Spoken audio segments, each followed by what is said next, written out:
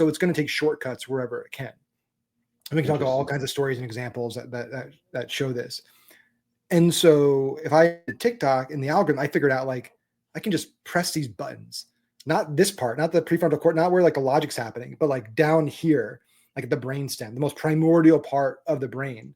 I can just talk to that. I'm going to bypass all the logic, all that stuff, and just talk to that because we're still operating like we were, thousands, tens of thousands of years ago, right? Where you go even further back, right, to Homo sapiens and before that, right?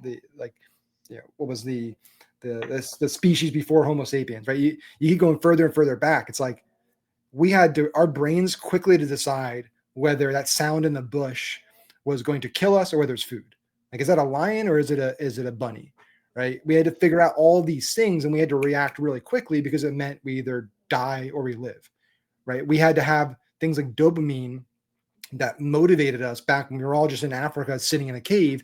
We needed these neurotransmitters to motivate the few groups of men and women to say, like, I'm going to go walk that way.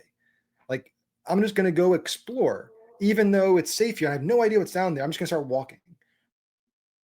Right. And like the brain needed to operate in a way to like push us and make us survive and thrive and stuff.